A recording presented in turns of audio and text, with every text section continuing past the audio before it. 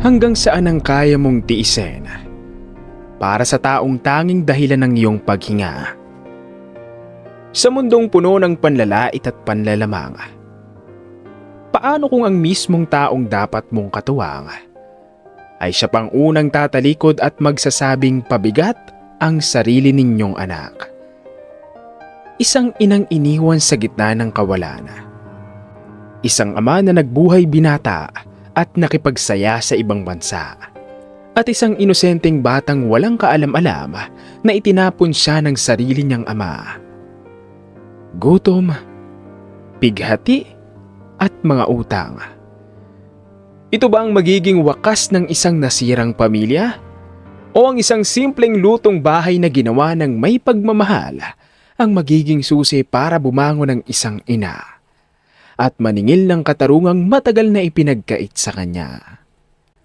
Ayan, bago natin buksan ang pahina ng nakakatuwang kwento ng pagsusumikap at paglaban na ito, siguraduhin nakasubscribe ka na sa ating channel. Pindutin ang like button at ishare mo na rin sa iyong mga kaibigan at kakilala para mas marami pa tayong maimpluwensyahan at makagawa ng ganitong klaseng kwento. Mag-comment din sa ibaba para sa ating tanong ngayong araw. Kung ikaw si Mrs., kaya mo bang makipagtulungan o patawarin ang asawang nag-iwan sa inyo dahil lang sa kondisyon ng inyong anak? Comment oo o hindi. Ano? Tara, simulan na natin. Dito lang yan sa Kwentong Tinig.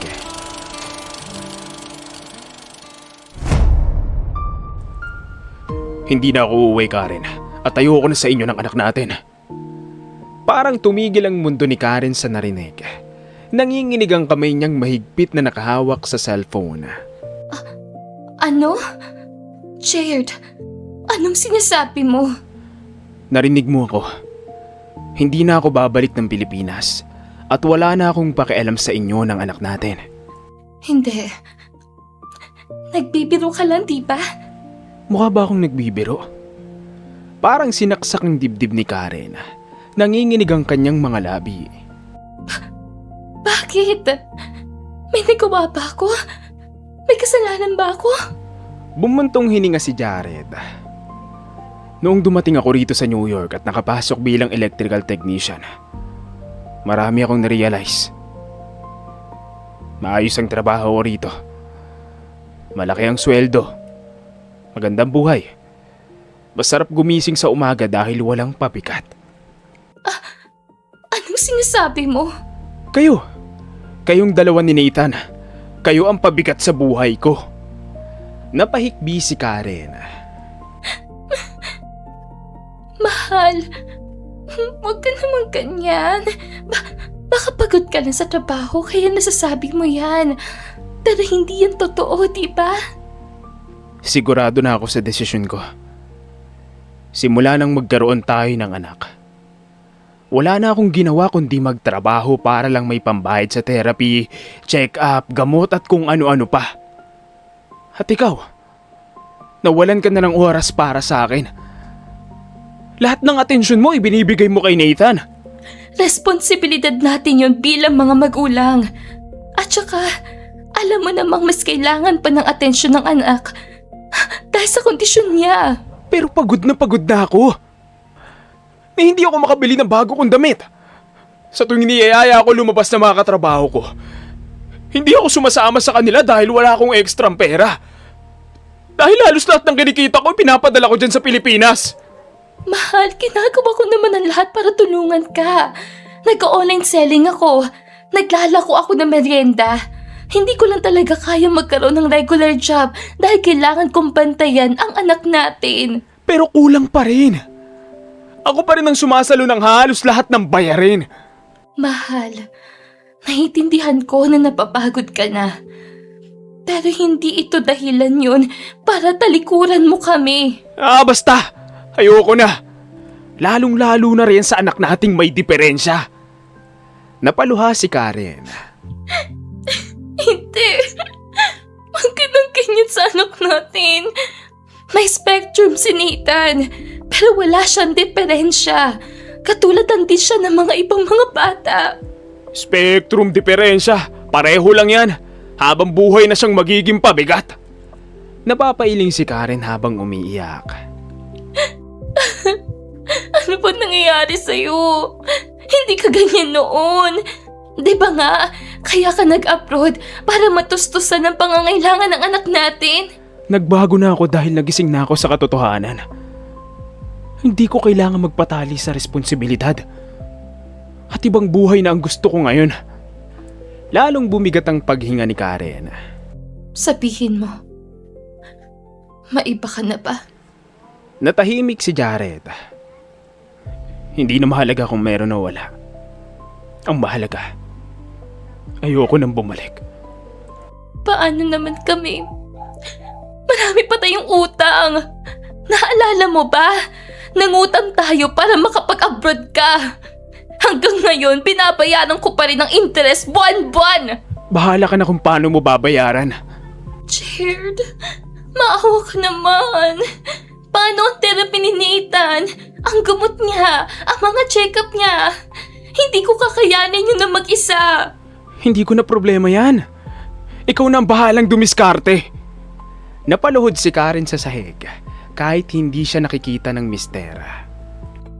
Pakiusap. Kahit para nila sa anak natin. 6 years old pa lang siya. Kailangan niya pa ng tatay. Maiintindihan ko kung ayaw mo na sa akin pero huwag mong pabayaan si Nathan. Jared! Jared, pakiusap! Ngunit ang sumagot lang ay ang malamig na tunog ng linya. Nanigas si Karen habang nakatitig sa screen ng cellphone. Hanggang sa napatingin siya sa inosente niyang anak. Tahimik itong naglalaro. Walang kamalay-malay na inabandona na ng sariling ama. Pinilit ni Karen na tawagan si Jared. Pero blinak nito ang number niya. Kinontak din niya ang mga kamag-anak ng mister. Pero maging ang mga ito ay ayaw nang makipag-usap sa kanya. Dahil walang natatanggap na sustento, wala siyang pambayad ng renta. Nakituloy muna siya sa best friend niyang si Mila. Isang gabi, katatapos lang niyang patulugin ang anak. Inakay siya ni Mila papunta sa kusina. Mare, kailan mo ire-report yung mister mong loko-loko? Hindi muna. Napailing si Mila. Bakit hindi pa? 6 months na siyang hindi nagpapadala. Ireklamo mo na siya para mapauwi siya rito at managot sa inyo ni Nathan. Hindi ganoon kadali yun. Alam mo naman, may spectrum si Nathan. Ako lang ang nakakaintindi sa kanya. Paano ko siya iiwan para asikasuhin lahat ng papeles? Palaging mahaba ang pila sa pag-aasikaso ng ganoon. Sino mag-aalaga kay Nathan habang nasa labas ako maghapon? Pwede naman ako magbantay. Paminsan-minsan. Hindi lang naman yun. Ang alam ko, matagal ang proseso niyan. Kailangan ng pera, ng ebidensya, ng hearing. Wala pa ako noon. Bakit hindi mo subukang pumunta sa agency ni Jared? Ginawa ko na yun. Pero tapos na raw ang kontrata niya. Mukhang nakalipat na raw si Jared ng panibagong employer. Direct hire daw, kaya wala ng record ang agency. So, ganoon na lang yun. Hindi ka man lang lalaban? Humugot ng malalim na hininga si Karen. Tumalim ang tingin niya. Lalaban ako. Pero gagawin ko yun kapag kaya ko na at may ipon na ako. Kapag dumating ang araw na yun, sisiguraduhin kong mananagot si Jared sa aming mag-ina at sa batas. Wow! Mukhang exciting yan ah! Go, Mari! Aabangan ko yan! Napapalakpak si Mila. Kalaunan, nagdesisyon si Karen na ipagtapat sa anak niya ang sitwasyon. Sinabi niyang silang dalawa na lang ang magkasama. Hindi na siya nagbigay ng iba pang detalye. Mama, huwag ka na iyak. Okay lang po. At yun ang nagpalakas ng loob niya. Nabalitaan ni Karen na gaganapin ang pinakamalaking cooking competition sa kanilang lugar. Kahit walang sapat na karanasan, nagpa siya siyang sumali. Isang beses, hindi pa man nagsisimula ang kompetisyon, ay maririnig na ang hiyawan ng mga tao. Abala naman si Karen sa pagsuot ng apron niya. Excuse me, contestant ka ba talaga? Tanong ng lalaking kararating lang. Nakatingin ito sa simpleng apron niya. Katabi nito ang isang babae. Oo. Bakit? Wala naman. Nagtataka lang kami. Akala kasi namin, may qualification bago makasali rito. Mukhang hindi ka qualified. Baka napanalunan niya lang sa raffle ng slot niya? Hindi. Sumalang ako sa screening bago ako nakapasok dito. Giit ni Karen. Talaga? Nagkamali yata yung nag-screen sa iyo? Ngumisi ng sarcastic ang babae. Kung ayaw niyo maniwala, hindi ko kayo pipilitin. Pero pwede ba? Huwag niyo na akong guluhin.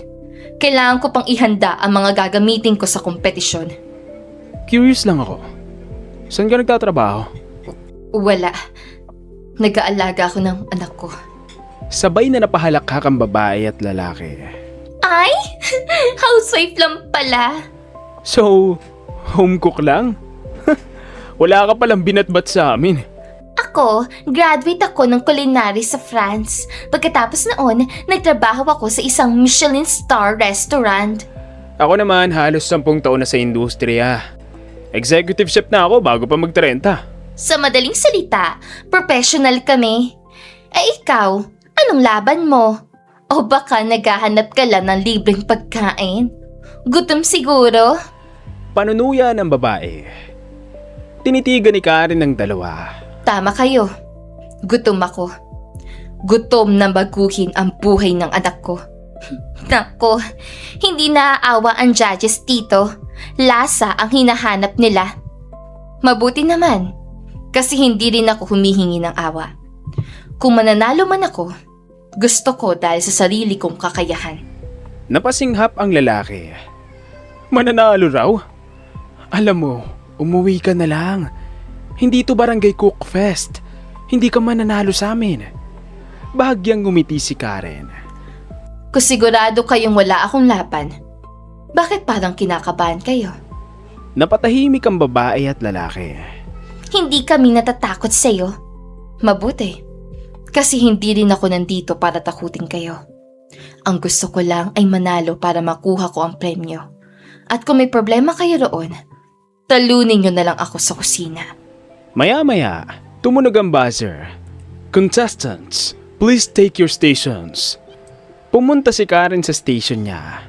Nasa magkabila niya ang babae at lalaking nanlait sa kanya kanina. Batid niyang pinagtatawanan siya ng mga ito.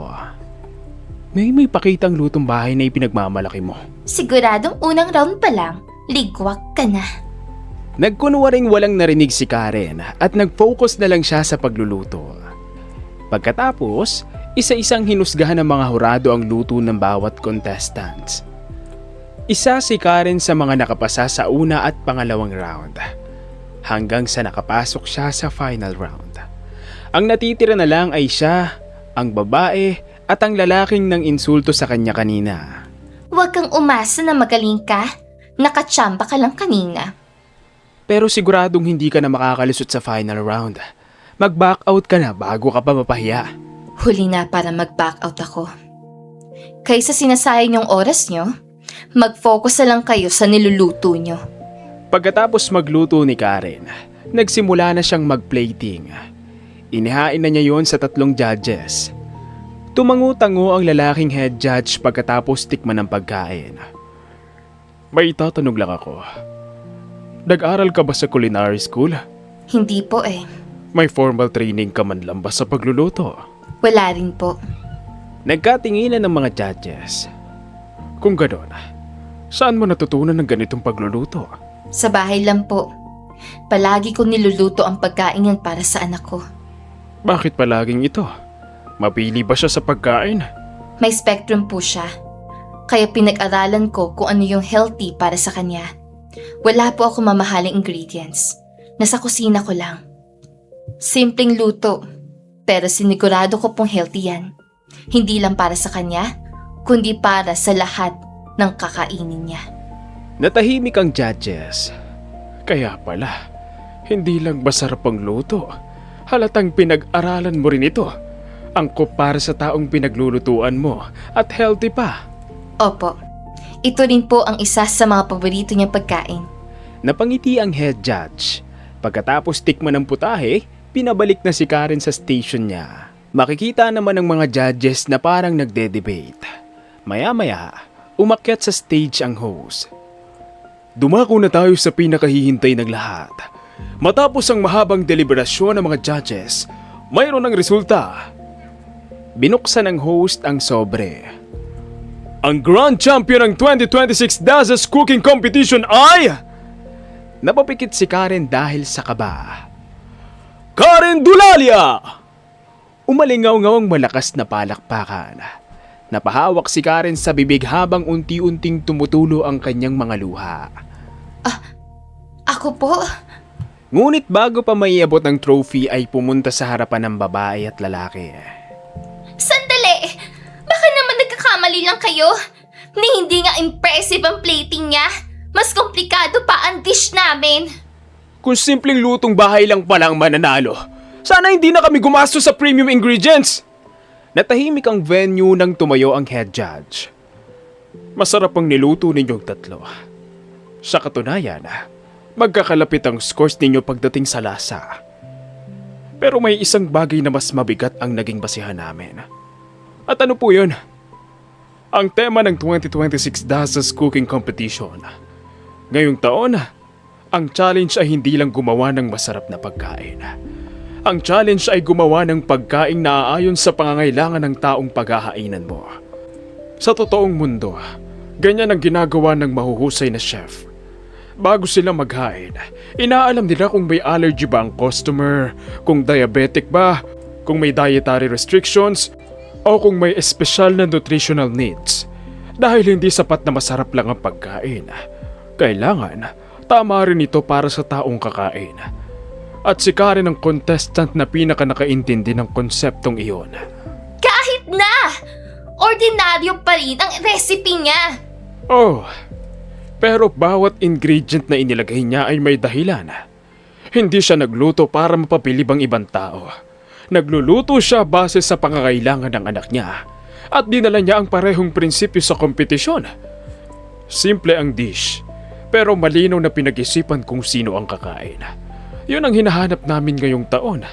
Ang chef na marunong umunawa sa taong pinaglulutuan niya. Napayuko ang babae at lalaki. Hindi na nakapagprotesta ang mga ito. Ngumiti ang host at iniabot kay Karen ng trophy. Muli, ang Grand Champion ng 2026 Daz's Cooking Competition, Karen Dulalia! Congratulations, Karen. Deserve mong manalo. Naluha sa tuwa si Karen. Maraming salamat po. Sumabog sa palakpakan ng buong venue habang umiiyak si Karen. Mahigpit na yakap ang trophy. Nakatanggap si Karen ng scholarship para makapag-aral sa culinary school. Kabilang sa premyo niya ang cash na 100,000 pesos. Ginamit niya yon para makapagpatayo ng food business na pinangalanan niyang Nathan's Bites. Nagpo-post siya sa online ng mga produkto niya hanggang sa dumami ang mga suki niya. Unti-unti niyang nabayaran ang mga utang niya at nagkaroon siya ng sapat na ipon. Natustusan na rin niya ang therapy ng anak niya. Lumipas ang 3 taon. Lumago ang negosyo niya hanggang sa nakapagpatayo siya ng restaurant. Congratulations, Mare! Soft opening pa lang, pero dinudumog na ang restaurant mo. Excited na po akong kumain! Yay! Sige, kumain na tayo. Magiliw na tugon ni Karen. Isang beses, habang naghahandang magsara ng restaurant ay napansin ni Karen na nakatingin sa cellphone si Mila. Nagsasalubong ang kilay nito. Ay, nakakainis! Ang kapal na mukha. Mare, okay ka lang? Mare, nakita ko yung bagong FB account ni Jared. In-stalk ko siya. Malapit na pala siyang bumalik dito sa Pilipinas. Chinek ko rin ang mga post niya. Bawat picture, iba't ibang babae ang kasama niya at madalas siyang mag-party. Patingin nga ako. Kinuha ni Karen ang cellphone. Nanginginig ang kalamnan niya nang makita ang caption sa post. Ano? Excited na siyang umuwi sa Pilipinas para makipag-inuman sa barkada niya? 3 taon ang lumipas, pero hindi man lang niya naisip na kamustahin si Nathan. Kaya nga, Mare. Ang kapal talaga ng mukha ni Jared. Hindi man lang siya naawa sa inaanak ko. Inoff ni Karen ang cellphone at ngumiti ng misteryoso. Pero mabuti na rin at uuwi na siya. Hindi na ako mahihirapan. Bakit, Mare? Anong plano mo? Gagawin ko na yung matagal ko nang binabalak. Ibinulsa ni Karen ang magkabilang kamay at tumindig. Isang araw, nasa NAIA arrival area. Hinihila ni Jared ang maleta habang nakangiti. Ay, sa wakas, home sweet home! Makakabawi na rin ako sa mga tropa. Siguradong may inuman kami mamaya. 3 taon din akong nawala. Habang naglalakad papunta sa exit, biglang may mga humarang sa kanya. 2 pulis galing sa PNP at 2 ring airport police. Magandang araw po. Kayo po ba si Jared Dolalia? Tanong ng airport police. Opo, bakit? Pagtataka niya, may kailangan daw po sa inyo mga kasamahan namin mula sa PNP. Bakit sir? May problema po ba? Sir, galing po kami sa Philippine National Police. May warrant of arrest po kami laban sa inyo. Inilabas ng pulis ang kanyang dokumento. Namilog ang mga mata ni Jared. Ha? Warrant? Sir, ma'am, baka nagkakamali kayo. Hindi po kami nagkakamali. Babasahan po muna namin kayo ng inyong mga karapatan. Sandali, ano bang kaso to? May mga kasong isinampalaban sa inyo dahil sa hindi nyo pagtupad sa obligasyon nyo sa inyong pamilya. Sino? Sino ang nagsampa ng kaso? Isang babae ang dahan-dahang lumapit. Ako. Nanigas si Jared. Karen? Ikaw? Gumisin ang sarcastic si Karen. Naaalala mo pa pala ako? Akala ko, tuluyan mo na ako nakalimutan. 3 taon ka kasing hindi tumawag at hindi nagbigay ng sustento. Napasabunot sa sarili si Jared. Yun ba ang dahilan kaya pinapaaresto mo ko? Ipinaglalaban ko lang ang karapatan naming mag-ina. Maring wika ni Karen. Napasinghap si Jared.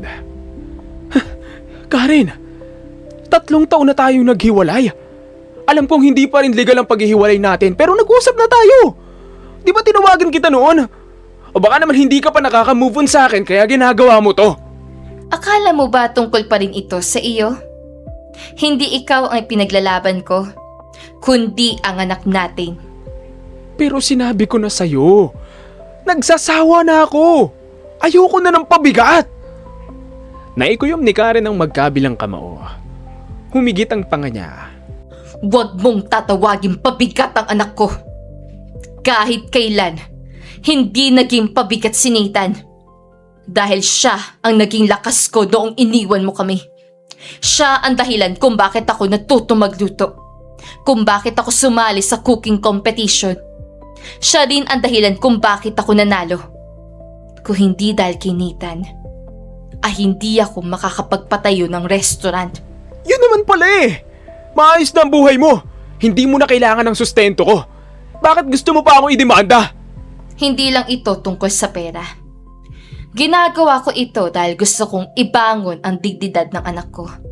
At gusto ko ring matutunan mo na hindi mo basta-bastang matatakasan ang responsibilidad mo bilang ama.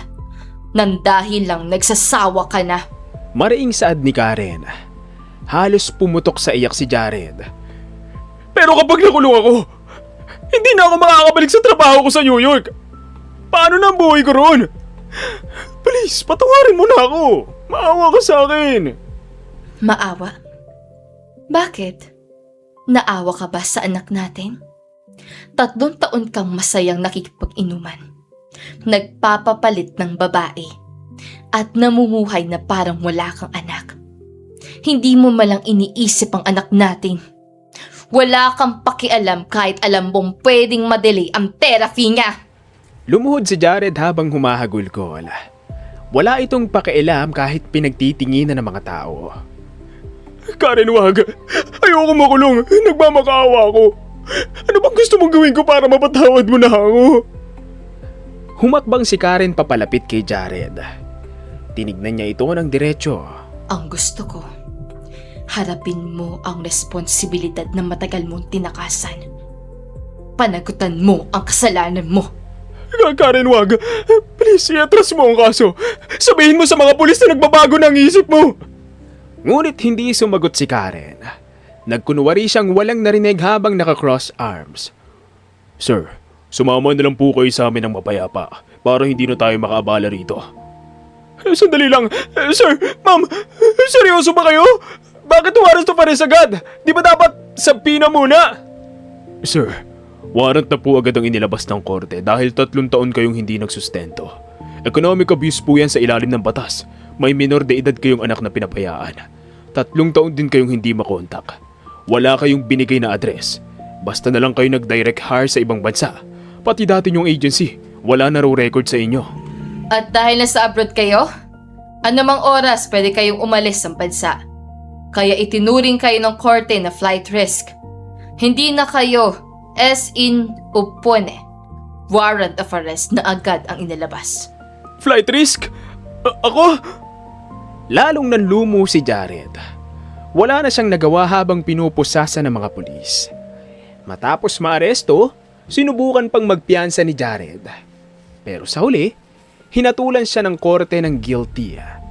Nakulong siya at hindi na nakabalik sa kanyang trabaho sa ibang bansa.